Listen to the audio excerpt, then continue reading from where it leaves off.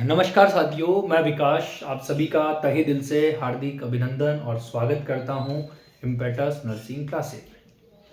हम पढ़कर चल रहे हैं साथियों, शुरुआत करी थी हमने सेल के बारे में और अब हम शुरू कर लेते हैं अपनी सेल को। सेल को हमने कहा था कि मेडिकल टर्मिनोलॉजी के अंदर साइटोलॉजी कहा जाता है। जब इसे साइटोलॉजी कहा जाता है और किस तरीके से ये क्या क्या मैकेनिज्म होता है, उन सभी बातों के बारे में हम पढ़ लेते हैं। सेल की जब बात आती है तो सबसे पहली बात ये आती है कि ये बॉडी की एक स्मॉलेस्ट यूनिट है। क्लियर है क्या? Smallest unit of human body क्या है? Smallest unit of human body कि ह्यूमन बॉडी की एक स्मॉलेस्ट यूनिट होती है और वो सेल होती है। और इसी यूनिट को एक और नाम दिया जाता है जिसे हम साथ ही कहते हैं structural and functional unit of body. Structural and functional unit of body. तो ये दो बातें जन्मजात हर वक्त आप सभी के दिमाग में होनी चाहिए।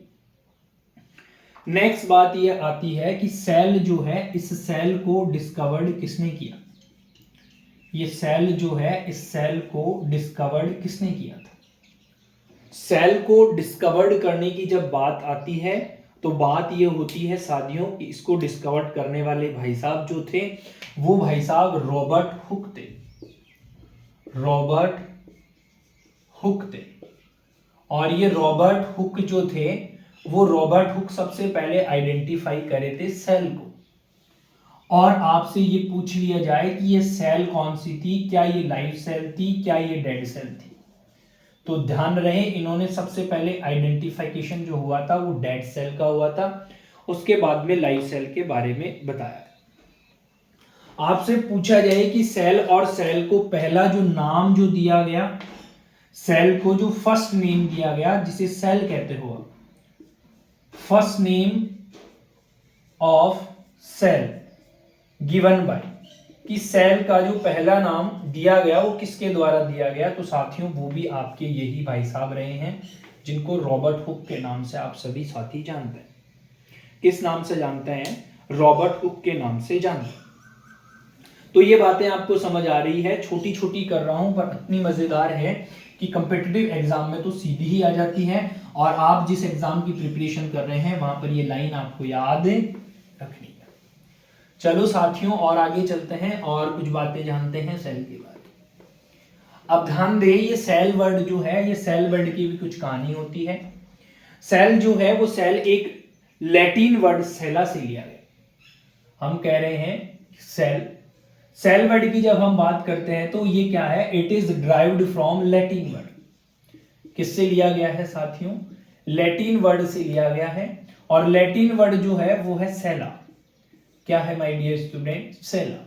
और ये जो सेला वर्ड है, इस सेला वर्ड का अगर आप हिंदी में मीनिंग ढूंढने जाएंगे, इसका मीन्स ढूंढेंगे, मतलब ढूंढेंगे, तो आप साथी पाएंगे कि इसका मतलब होता है स्मॉल रूम। क्या होता है इसका मतलब? इसका मतलब होता है स्मॉल रूम। स्मॉल रूम कहूं तो ऐसी जगह जो छोटी सी है? छोटा घर, छोटा रूम होता है कि नहीं होता? स्मॉल रूम है। तो सेल वर्ड का मतलब क्या हो गया कि एक वो छोटी जगह, अब ये छोटी भी हो सकती है, ये छोटी भी हो सकती है, ये छोटी भी हो सकती है, जैसी भी साइज और शेप हो, डजंट मैटर। क्लियर बात है क्या? सिंपल सी बात है। तो ये बात ने हमने समझ ली है। थोड़ा और आगे ध्यान दें। अब हमने कहा कि सेल, और कोई भी चीज जब हम बनाते हैं तो उसमें केंद्र का होना बहुत जरूरी है। जैसे कि हमने ये दो सेल बनाई, एक सेल के अंदर ये केंद्र है और इस सेल के अंदर ये केंद्र नहीं है। ये केंद्र नहीं है। जिस सेल के अंदर केंद्र होता है ना, डिपेंड या प्रेजेंस ऑफ द न्यूक्लियस के आधार पर अगर हम सेल की बात करें, आप यहां पे हेडिंग लिख सकते हैं कि डिपेंड ऑन, ऐसे हेडिंग डाल ली छोटी सी, depend on presence of nucleus cell, कि सेल जो है वो न्यूक्लियस के बेस पर दो तरीके की होती है। एक तो वो जिसके अंदर ये न्यूक्लियस है और एक वो जिसके अंदर न्यूक्लियस नहीं है। जिसके अंदर न्यूक्लियस होता है साथियों, उस सेल को यूकैरियोटिक सेल कहते हैं। क्या कहते हैं? यूकैरियोट्स सेल कहते हैं। ध्यान रखें, जिस सेल के अंदर क्या होता है, न्यूक्लियस प्रेजेंट होता है, उसे यूकैरियोट सेल्स कहते हैं। और जिस सेल के अंदर न्यूक्लियस प्रेजेंट नहीं होता है, उस सेल को क्या कहते हैं? आप साथियों का जवाब होगा, सर ये भी कोई पूछने की बात थी, क्या कहेंगे? प्रोकैरियोट सेल्स कहेंगे। तो सर बिना न्यूक्लियस के कैसे पार पड़ती होगी? लेकिन इन सेल के अंदर क्या तो होता है साथियों? डीएनए और आरएनए तो होता है। क्या नहीं होता? केवल और केवल न्यूक्लियस जो है वो न्यूक्लियस नहीं होता, इसके आसपास में जो डीएनए और आरएनए थे वो तो प्रेजेंट होते हैं। तो आप साथियों को समझ आ गया होगा कि सेल एक लैटिन वर्ड है, सेला से लिया गया, जिसका मतलब छोटा सा रूम होता है। और न्यूक्लियस के बेस के आधार पर अगर सेल का डिवीजन देखें तो सेल दो तरीके की है। एक वो सेल जिसमें न्यूक्लियस प्रेजेंट है तो यूकैरियोट हुई, और जिसमें न्यूक्लियस प्रेजेंट नहीं है तो प्रोकैरियोट। मैंने बोला ये न्यूक्लियस न्यूक्लियस करे जा रहा हूं, ये न्यूक्लियस क्या है? ये न्यूक्लियस क्या है? तो न्यूक्लियस जो है वो सेल का होता है साथियों कंट्रोलर। क्या होता है? कंट्रोलर। मतलब अगर इस सेल की कोई भी एक्टिविटी होनी है तो ये भाई साहब डिसाइड करते हैं, अरे घर में कोई भी काम हो, कोई भी काम होना हो तो या तो पापा जी शुरू करेंगे, या तो पापा जी के आदेश आएंगे, या फिर आदेश आएंगे दादाजी के, या फिर आपके घर के जो हेड होंगे। तो इस सेल का हेड कौन है साथियों? ये न्यूक्लियस है। ये जैसा कहेगा वैसा ही इनको आगे की तरफ चलना पड़ेगा। क्लियर है? अब मुझे बताइएगा कि अगर घर में आदमी जो है हेड हैं, इन हेड की पालना करी जाए, इनके आदेश माने जाएं तो घर में बिल्कुल सही काम चल रहे होते हैं। पर एक सेल मैंने कहा कि जिस सेल के अंदर न्यूक्लियस ही नहीं है, और न्यूक्लियस नहीं है तो उसके अंदर जो काम होगा या नहीं होगा उसको कंट्रोल नहीं करा जाएगा। और कंट्रोल नहीं करा जाएगा तो मुझे एक बात बताओ भैया, जिन सेल के अंदर न्यूक्लियस नहीं है वो सेल जिंदा कैसे हैं? जैसे एग्जाम्पल की मैं बात करूं, जैसे कि बैक्टीरिया हैं, जैसे कि वायरस हैं, जैसे कि फंगस हैं, जैसे कि प्रोटोजोआ हैं, ये सब कैसे सरवाइव कर रहे हैं? Without nucleation, without nucleus. बताओ मुझे। तो ये ऐसे सरवाइव कर रहे हैं साथियों क्योंकि इनके साथ में आरएनए और डीएनए तो है, ये इन्हीं से रेप्लिकेट करते हैं और इन्हीं के द्वारा इनका क्या करा जाता है? कंट्रोल करा जाता है।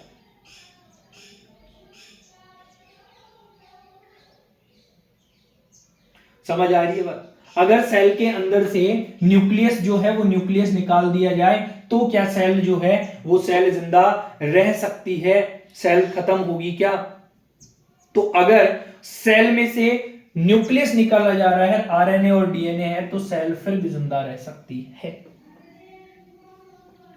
अगर आपसे पूछा जाए साथियों कि ह्यूमन बॉडी के अंदर, इंसानी शरीर के अंदर कौन से टाइप की सेल पाई जाती है ह्यूमन बॉडी के अंदर, तो आप सभी का जवाब आएगा, सर अभी तो बताया था आपने, क्या बताया था कि यहां पर तो प्रोकैरियोट सेल्स पाई जाती है। बिल्कुल सर।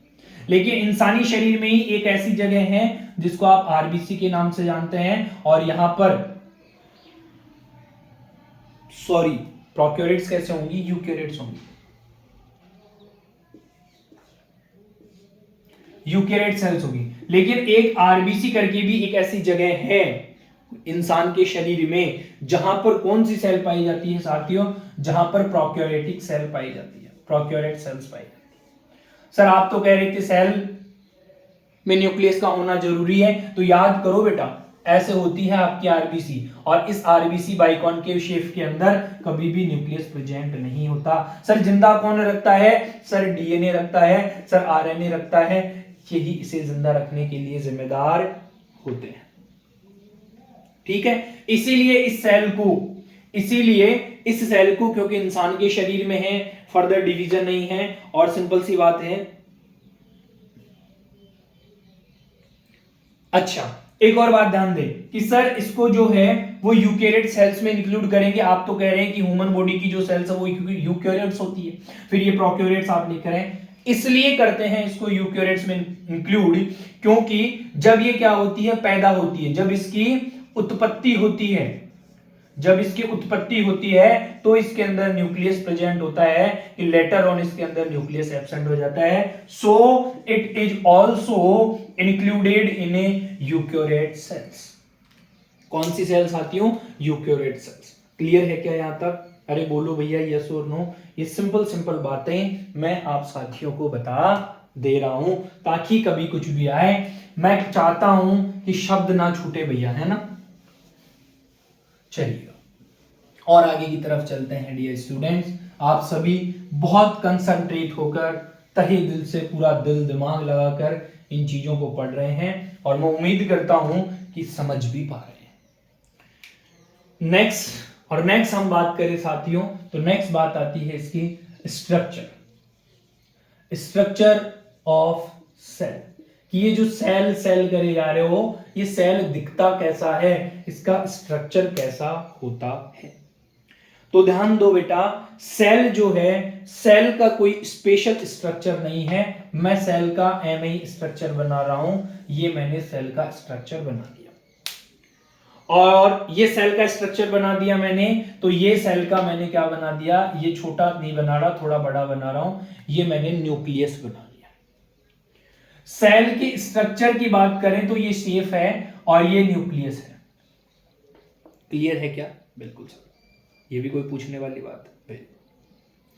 अब मुझे बताइएगा, ये जो बाहर वाली कवरिंग है, जिसे मैं रेड मार्क से लिखूंगा नाम को, ये जो बाहर वाली लेयर है, इसका नाम क्या दूं मैं? तो आप सभी साथियों का जवाब आएगा कि सर सेल वॉल है, ये तो दीवार है। और इसी तरीके से न्यूक्लियस की इसकी बात करेंगे तो ये क्या है साथियों? तो आपका जवाब आएगा कि सर ये भी न्यूक्लियस की वॉल है।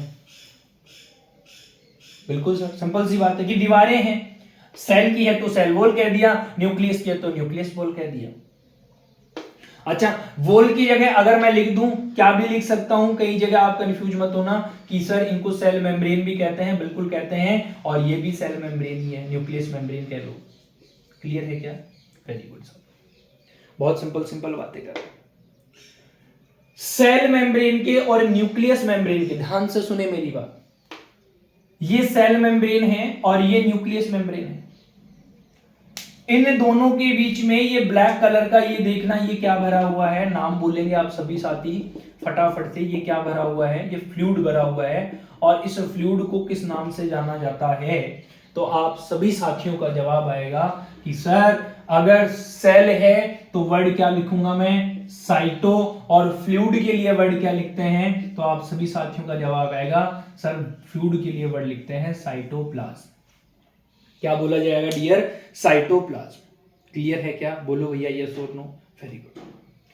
अब जैसे सेल के अंदर भरा हुआ फ्लूइड साइटोप्लाज्म में है, तो मुझे एक बात बताओ, अब इस न्यूक्लियस के अंदर भी कुछ भरा हुआ होगा, होगा क्या नहीं होगा? बिल्कुल होगा। और इस फ्लूइड को क्या नाम दिया जाता है साथियों? इस फ्लूइड को नाम दिया जाता है न्यूक्लियोप्लाज्म। क्या नाम दिया जाता है? न्यूक्लियोप्लाज्म। यस और नो? Very good. दो ही नाम बोले हैं मैंने अभी तक। पहला नाम मैंने बोला है सेल मेम्ब्रेन या सेल वॉल, दूसरा नाम बोला है न्यूक्लियस वॉल या न्यूक्लियस मेम्ब्रेन। सेल मेम्ब्रेन के अंदर भरा हुआ फ्लूइड साइटोप्लाज्म हो गया, न्यूक्लियस मेम्ब्रेन के अंदर भरा हुआ फ्लूइड न्यूक्लियोप्लाज्म हो गया। क्लियर बात है क्या? Very good. चलिए नेक्स्ट छोटी सी बात और कर लेते हैं साथियों। क्या बात कर लेते हैं? देखो ध्यान दो, अब मैं स्ट्रक्चर नंबर 1 की बात कर रहा हूं। पहले हम पढ़ लेते हैं थोड़ा सा सेल मेम्ब्रेन को यहीं पे, क्योंकि आप फिर बाद में कंफ्यूज आ जाएंगे। तो हमने कहा ये क्या है? ये सेल मेम्ब्रेन है साहब। अब ये सेल मेम्ब्रेन है, तो ये सेल मेम्ब्रेन जो है वो किसके द्वारा बनी हुई है? मैडम, ये किसके द्वारा बनी हुई है? तो एग्जैक्टली जब सेल को देखने जाओगे साथियों, तो ये सेल में ऐसे ऐसे गैप्स आप नजर आएंगे। ये सेल जो होती है वो किसकी बनी होती है? एंडोथीलियल सेल होती है, एंडोथीलियम। और एंडोथीलियम का मतलब क्या है? कि कोई ऐसी स्ट्रक्चर है ना, इसके अंदर ये बीच में गैप है, और ये गैप जो है ये किस चीज को बताता है? ये बताता है साथियों परमिएबिलिटी को। किसको बताता है माय डियर स्टूडेंट? परमिएबिलिटी को। परमेबिलिटी का मतलब एक जगह से दूसरी जगह जाने के लिए एक पारदर्शी झिल्ली है, उससे होकर गुजरना पड़ेगा। अगर ये गुजरने देती है तो ये परमेबिलिटी है, कुछ को गुजरने देती है तो सेमी परमेबिलिटी है, और अगर गुजरने ही नहीं देती तो नॉन परमेबिलिटी है। क्या है साथियों? नॉन परमेबिलिटी है। क्लियर है क्या? बिल्कुल सर। मैं पूछना चाहता हूं कि ये जो सेल मेम्ब्रेन है वो किससे कंपोज्ड है, तो आप साथियों का जवाब आएगा कि ये प्रोटीन और लिपिड दोनों से कंपोज्ड है। किससे बनी हुई है? ये प्रोटीन से बनी हुई है, और ये किससे बनी हुई है? लिपिड से बनी हुई है। प्रोटीन की जब हम बात करते हैं तो कौन सा प्रोटीन है, तो आप साथियों का जवाब आएगा कि ये प्रोटीन होता है ग्लाइकोप्रोटीन। कौन सा प्रोटीन है? ग्लाइको। लिपिड की जब हम बात करते हैं तो कौन सा लिपिड है, तो आप साथियों का जवाब आएगा फॉस्फोलिपिड। क्या है? फॉस्फोलिपिड। तो समझ में आ गया, सेल मेम्ब्रेन एक एंडोथेलियम झिल्ली है, और एंडोथेलियम झिल्ली होने के साथ में प्रोटीन और लिपिड की बनी हुई है, जो कि ग्लाइकोप्रोटीन या फॉस्फोलिपिड से मिलकर बने हुए हैं। और ये जो सेल मेम्ब्रेन है, इस सेल मेम्ब्रेन की परमेबिलिटी की अगर हम बात करें तो इस सेल मेम्ब्रेन की परमेबिलिटी होती है साथियों कैसी? ये सेमी परमेबिलिटी होती है, सेमी परमेबल होता है। क्लियर है क्या मेरी बात? यस और no? Very good. Semi permeable, semi मतलब परमेबल तो वो जो जाने दे रहा है, सेमी मतलब कुछ को जाने दे रहा है, और नॉन मतलब किसी को नहीं जाने दे रहा है। तो मतलब कुछ को जाने देता है, और जाने किसको देगा? प्रोटीन को, फैट को, फलाना ढीकड़ा पूछड़ा है, जो चीजें जरूरी है उन सबको अपने पास में जाने देगा, है ना। और इस सेमी परमेबल को एक और नाम देते हैं, अगर आपको कहीं सेमी परमेबल नहीं मिले तो कंफ्यूज मत होना, वहां पर ऐसा लिखा मिल सकता है सेलेक्टिव परमेबल।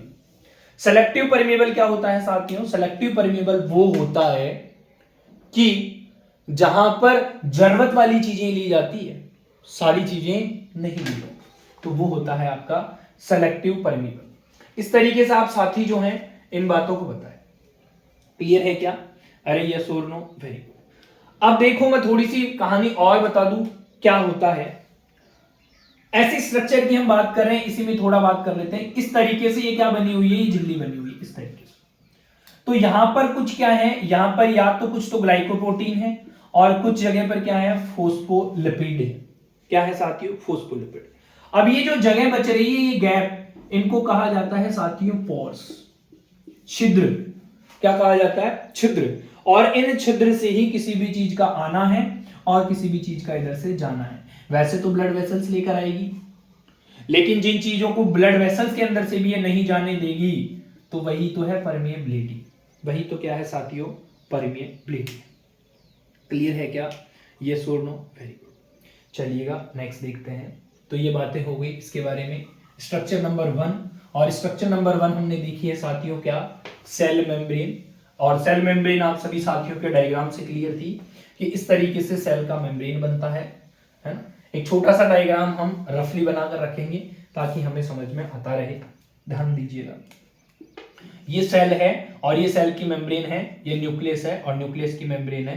अपन सेल मेम्ब्रेन की कहानी अब तक पढ़ चुके हैं। बात नेक्स्ट आती है कि सेल मेम्ब्रेन जो है, इस सेल मेम्ब्रेन के फंक्शन क्या होते हैं, इस सेल मेम्ब्रेन के फंक्शन क्या होते हैं, इस बारे में हम जिक्र करेंगे आज।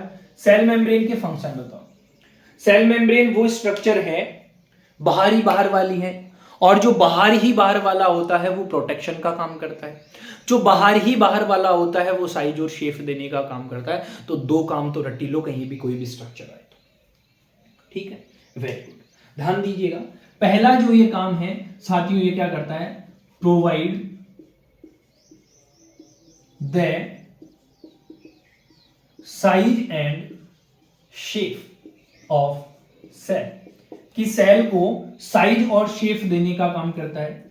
दूसरा काम क्या करता है साथियों, तो आप सभी का जवाब आएगा प्रोटेक्शन फ्रॉम आउटर इंजरी, कि किसी भी आउटर इंजरी से क्या करता हो? प्रोटेक्शन देता हो। और तीसरा काम क्या करता है कि कंट्रोल करता है। क्या करता है साथियों? कंट्रोल करता है। किसको? ये कंट्रोल करता है परमेबिलिटी को। परमेबिलिटी कंट्रोल किसके द्वारा हो रही है? सेल मेम्ब्रेन के द्वारा। तभी तो हमने कहा था सेलेक्टिव सेल मेम्ब्रेन है। क्लियर है क्या? Very good. साथियों हम अभी सेल ऑर्गेनिल्स के बारे में नहीं गए हैं, सेल ऑर्गेनिल्स के बारे में आगे जाऊंगा। पहले सेल मेम्ब्रेन की कहानी पढ़ी है अभी तक, ध्यान रहे आपको क्या पढ़ा है हमने, सेल मेम्ब्रेन की कहानी पढ़ी है, क्लियर है, मिटा देता हूं। नेक्स्ट नंबर 2 डालिएगा स्ट्रक्चर ऑफ सेल में। सेल मेम्ब्रेन के बाद में हमने दूसरी स्ट्रक्चर क्या पढ़ी है, तो आप सभी का जवाब निकल कर आएगा। इस सेल मेम्ब्रेन के पास में ही जो भरा हुआ फ्लूइड था उसको हम क्या कह रहे थे, उसको हम कह रहे थे साइटोप्लाज्म। क्या कह रहे थे साथियों, उसको हम साइटोप्लाज्म। साइटोप्लाज्म क्या है, ध्यान देना, ये सेल है और ये न्यूक्लियस है और ये भरा हुआ जो फ्लूइड है ये वाला है ना, ये चारों तरफ ये भरा हुआ फ्लूइड है। ये भरा हुआ फ्लूइड क्या है साथियों, तो आप सभी का जवाब होगा सर हमें पता है, क्या पता है, ये तो साइटोप्लाज्म है। साइटो मतलब सेल है, प्लाज्म मतलब फ्लूइड है, तो साइटोप्लाज्म फ्लूइड के नाम से जाना जाता है। ठीक है, ध्यान दे, साइटोप्लाज्म के बारे में कुछ कहानी लिखें कि साइटोप्लाज्म जो होता है वो साइटोप्लाज्म कैसा होता है, इसके बारे में सबसे ज्यादा जरूरी है जानना। तो साइटोप्लाज्म जो होता है वो क्या होता है साथियों, ये एक तरीके का जेली लाइक सबस्टांस होता है। पहली लाइन कैसा सबस्टांस है, जेली लाइक सबस्टांस। दूसरी लाइन, ये कहां पाया जाता है, तो हम कहेंगे ये कहां पाया जाता है, बिटवीन सेल मेम्ब्रेन और न्यूक्लियस मेम्ब्रेन। बिटवीन, या ऐसे लिखो found between cell membrane and nucleus membrane. क्या बोला साथियों मैंने, ये पाया जाता है सेल मेम्ब्रेन और न्यूक्लियस मेम्ब्रेन के बीच में, और उसी को क्या कहते हो साथियों, आप साइटोप्लाज्म कहते हो। क्या कहते हो, साइटोप्लाज्म कहते हो। थोड़ी सी साइटोप्लाज्म की बात और कर रहा हूं, थोड़ी सी बड़ी स्ट्रक्चर बनाकर, ये मान लो, और इसके अंदर ये फ्लूइड भरा है, लेकिन इस फ्लूइड के अंदर बहुत सारी चीजें और भी तो पड़ी है माय डियर स्टूडेंट।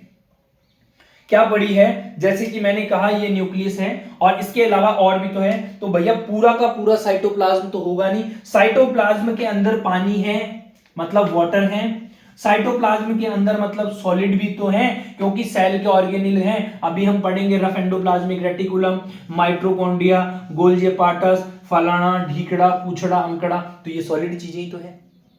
तो हम वाटर की बात करें तो इसके अंदर वाटर का जो कंपोनेंट है वो कितना है साथियों, 70% है। ये तो वो नदी है, ये तो वो समुद्र है जहां पर ये लोग क्या हैं, ये लोग इसमें क्या कर रहे हैं, गोथा लगा रहे हैं साहब। क्या कर रहे हैं साहब, गोथा लगा रहे हैं, इधर से उधर जा रहे हैं। और सॉलिड कितना है साथियों इसके अंदर ऑर्गेनिल्स का, तो आप सभी साथियों का जवाब होगा कि 30% ऑर्गेनिल क्या है, सॉलिड है।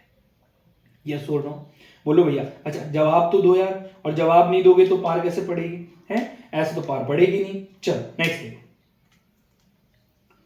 अब ध्यान दें आगे। जो वाटर है उसको आपने कह दिया साइटोप्लाज्म, और जो फ्लूइड है उसको सॉलिड है 30% जिसे आप कह रहे हैं।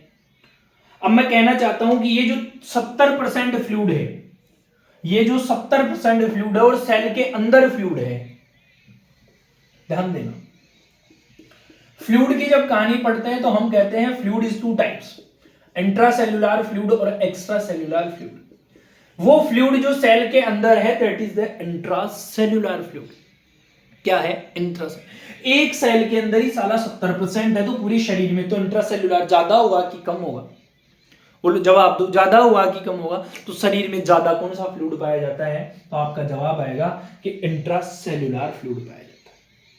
और इस इंट्रासेल्युलर फ्लूइड के अंदर ही ये सेल के और ऑर्गेनिल्स मैंने बनाए हैं। ये सारे ऑर्गेनिल्स क्या करते रहते हैं साथियों, इसी में घूमते रहते हैं। ये तो इसको क्या बना रखे हैं, पार्क बना रखे हैं। क्या बना रखे हैं माय डियर, पार्क बना रखे हैं कि जब मर्जी आए उठा मुंह चल दिए, जब मर्जी आए उठा मुंह और चल दिया। क्लियर है क्या, आगे ध्यान दो। नेक्स्ट चलते हैं हम थोड़ी सी और कहानी के बारे में। डायग्राम को मैं रहने देता हूं, आप साथ के साथ में नोट डाउन करते चलें, वीडियो पॉज करके नोट डाउन कर लिया करें, हैं जी, ठीक है। एक और बात आती है, आजकल एक क्वेश्चन आता है कॉम्पिटिटिव एग्जाम में, वो मैं साथ में आपको प्रिपरेशन करा रहा हूं तो मैं बता रहा हूं। हमने इस फ्लूइड को क्या कहा है साथियों? तो आप सभी का जवाब आएगा सर, इसको हमने साइटोप्लाज्म कहा है। और न्यूक्लियस के अंदर भरे हुए फ्लूइड को क्या कहेंगे? जब इसको साइटोप्लाज्म कहा है तो न्यूक्लियस के अंदर भरे हुए को क्या कह दोगे? तो आप उसको न्यूक्लियोप्लाज्म कह दोगे। सर ये कोई बड़ी बात है क्या पूछने वाली? आप भी कैसी बेतुकी बातें कर देते हो कभी कभी। तो नहीं, पर मैं अभी पूछना चाहता हूं कि इन दोनों को क्या कहते हैं। एग्जामिनर यही पूछता है कि दो प्लाज्मा प्रेजेंट है सेल के अंदर और इन दोनों प्लाज्मा को क्या कहा जाता है? तो जवाब देना साथियों, उसको कहा जाता है प्रोटोप्लाज्मा। और ये कॉम्पिटिटिव एग्जाम का 101 बार आने वाला क्वेश्चन है। क्या है? प्रोटोप्लाज्म कहा जाता है। और ये प्रोटोप्लाज्म में, इसी प्रोटोप्लाज्म को नॉन एज जाना जाता है। किस नाम से जाना जाता है माय डियर स्टूडेंट? इसको जाना जाता है फिजिकल बेसिस ऑफ लाइफ के नाम से। अरे किस नाम से? फिजिकल बेसिस ऑफ लाइफ के नाम से। अगर ये फ्लूइड नहीं है तो इंसान चल नहीं सकता। फिजिकल बेसिस ऑफ लाइफ, अगर हिंदी में कहें तो क्या है कि भौतिक द्रव्य ही, क्या है? भौतिक द्रव्य ही जीवन का आधार है। क्या है साथियों? भौतिक द्रव्य ही जीवन का आधार है, या ऐसे कह सकते हो जीव द्रव्य को जीवन का भौतिक आधार कहा जाता है। हिंदी वाली लाइन याद करें, जीव द्रव्य को, जीव द्रव्य, मेरे को द्रव्य लिखना नहीं आता है ना, जीव द्रव्य को जीवन का भौतिक आधार कहा जाता है। क्लियर है क्या? तो ये यहां से जो क्वेश्चन बन सकते हैं उन क्वेश्चंस के बारे में हमें ध्यान रखना। क्लियर है? Very good. अब मैं एक सिंपल सी बात और कहना चाहता हूं कि न्यूक्लियस की कहानी मैंने यहां पढ़ाई नहीं है, पर मैं आगे पढ़ाऊंगा। न्यूक्लियस के अंदर भरा हुआ फ्लूइड जो है उसका नाम क्या दिया है? तो आप सभी साथियों को पता चल गया है कि सर इसको न्यूक्लियोप्लाज्म आपने कहा है। क्लियर है क्या? बिल्कुल सर। तो हमने ये बातें जान ली है साथियों। ये सुनो, वेरी गुड। नेक्स्ट ध्यान दीजिएगा, छोटी सी बात और करते हैं इसी के, इसी बेस पर कर लेते हैं। और इसी बेस पर ये कर लेते हैं कि ये जो सॉलिड सबस्टांस बोले गए हैं सेल के अंदर, ये जो सॉलिड सबस्टांस हैं, इन सॉलिड सबस्टांस को किस नाम से जाना जाता है? तो इन्हें जाना जाता है साथियों सेल ऑर्गेनल्स या सेल ऑर्गेनल्स। क्या बोलते हैं? साइटोप्लाज्म के अंदर, क्या बोल रहा हूं ध्यान से सुनना, साइटोप्लाज्म के अंदर भरे हुए जीव द्रव्य के अंदर जो ऑर्गन सर्वाइव कर रहे हैं, जो स्ट्रक्चर सर्वाइव कर रही है, चाहे एंडोप्लाज्मिक रेटिकुलम हो, चाहे माइटोकॉन्ड्रिया हो, चाहे लाइसोसोम हो, चाहे राइबोसोम हो, चाहे जो हो यार, सब के सब क्या कहलाते हैं? सेल के ऑर्गेनल्स कहलाते हैं। क्लियर बात है क्या? यस और नो? Very good. इन सेल के ऑर्गेनल्स के बारे में 1 बाय 1 पढ़ना शुरू करेंगे नेक्स्ट सेशन में, नेक्स्ट क्लास में। अभी के लिए इतना ही। आप सभी का तहे दिल से धन्यवाद इम्पेटस नर्सिंग एकेडमी के साथ जुड़ने के लिए। आप सभी को आभार व्यक्त करता हूं।